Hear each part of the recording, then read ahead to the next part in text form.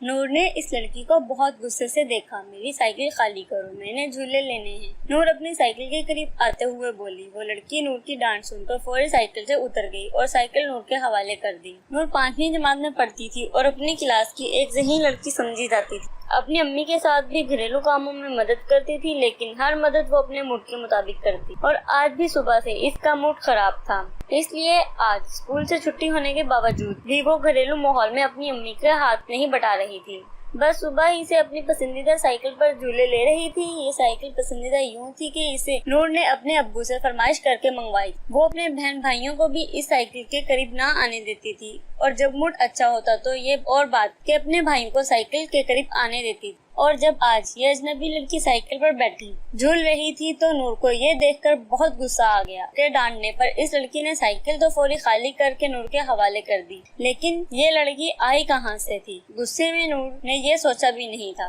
نور اپنی پسندیدہ سائیکل پر بیٹھ کے جھولے لینے لگی اور پھر اچانک کچھ دیر بعد نور چونک گئی۔ اس نے اس اجنبی لڑکی کو غور سے دیکھا۔ عجیب سی بات تھی کہ وہ اجنبی لڑکی سامنے گھاس پر بیٹھی نور کو سائیکل چلاتے دیکھ رہی تھی۔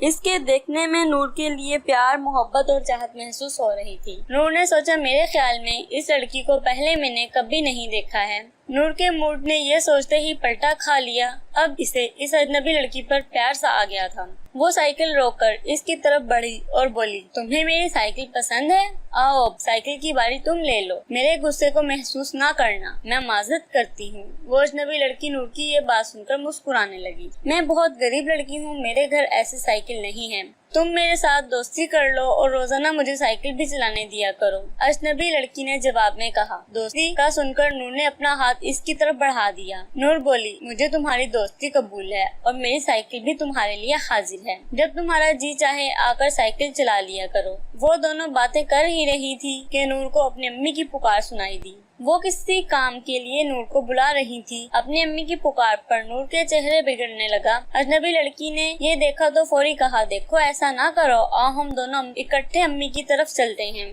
تمہیں اپنی امی کے ساتھ گھر کے کاموں میں ہاتھ بٹانا چاہیے۔ نور نے اجنبی لڑکی کی طرف حیرت سے دیکھا، کیونکہ اس لڑکی کے لباس اب رنگ بدلنے لگا تھا، لیکن اجنبی لڑکی تیز تیز قدموں سے چلتے ہوئے نور کی امی کی طرف جانے لگی۔ نور کو بھی اس کا ساتھ دینا پڑا۔ اجنبی لڑکی نے نور کی امی کے قریب جا کر سلام کیا۔ نور کی امی نے سلام کا جواب دیا اور اجنبی لڑکی کو ہاتھ سے پکڑ کر ساتھ بٹھا لیا۔ نور کی امی نے کہا، تم ضرور نور کی دوست ہوگی۔ لڑکی نے جواب میں کہا، جی میں آج ہی نور کی دوست بنی ہوں، دراصل مجھے نور کی سائیکل بہت اچھی لگی تو میں سائیکل پر کچھ دیر جھولنے آ گئی تھی۔ یہاں پھر وہی حیرت انگیز بات ہوئی کہ اس اجنبی لڑکی کے لباس نے رنگ بدلا۔ یہ لڑکی جب سے نور کو سائیکل کے قریب نظر آئی تھی، اس وقت سے اس کے لباس نے تیسری بار رنگ بدلا تھا۔ پہلی بار اس کے کپڑوں کا رنگ نیلا تھا، دوسری بار سبز ہوا اور اب ہلکے آسمانی کلر کا ہو گیا تھا۔ یہ دیکھ کر نور حیرت بھری آواز میں بولی، یہ کیا ہو رہا ہے؟ تمہارے کپڑے رنگ کیوں بدل رہے ہیں؟ نور کی امی نور کی بات پر مسکرانے لگی اور پھر بولی، میری بھولی بیٹی، یہ تمہاری دوست پری ہے اور پاکستان سے آئی ہے۔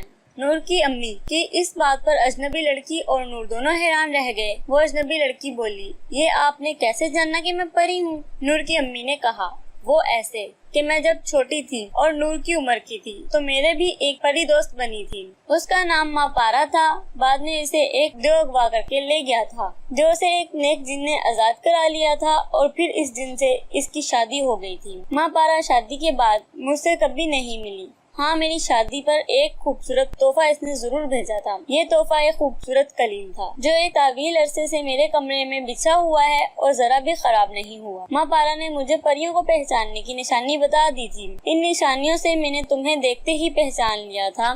نور نے یہ سب سن کر امی سے کہا، امی جان، آپ اتنی گہری ہیں، ہمیں تو آپ نے کبھی یہ پری وغیرہ کے بارے میں نہیں بتایا۔ یہ میری دوست پری بھی مجھ سے کہہ رہی تھی کہ میں غریب لڑکی ہوں اور میرے گھر ایسی سائیکل نہیں ہے۔ وہ اجنبی لڑکی جو دراصل پری تھی، جو اب بولی، ہم پریاں آسانی سے خود کو انسانوں پر ظاہر نہیں کرتے، لیکن تمہاری امی نے مجھے پہچان لیا۔ تمہاری امی بہت سمجھدار اور اچھی ہیں، تمہیں اپنی امی کی قدر کرنی چاہیے۔ کچھ دیر بعد وہ پری اب رخصت ہونے لگی۔ نور نے اس سے کہا کہ وہ پھر کب اس سے ملنے آئے گی، تو پری نے کہا، میں تب تم سے ملنے آؤں گی جب تم اپنے آپ کو بدلو گی، اپنی امی جان کے ساتھ گھر کے کاموں میں مدد کرو گی اور اپنے بہن بھائیوں کے ساتھ اچھا سلوک اور انہیں اپنی سائیکل پر کھیلنے लेने की बारी दोगी। इसका वादा करो तो मैं तुम्हें मुस्तकिल मिलने आऊंगी। नूर ने बाइख्तियार परी का हाथ पकड़ लिया और कहा, मैं वादा करती हूँ कि मैं अच्छी लड़की बनूंगी, सबके साथ अच्छे अंदाज से पेश आऊंगी। नूर की ये बात सुनकर परी के चेहरे पर मुस्कुराहट आ गई।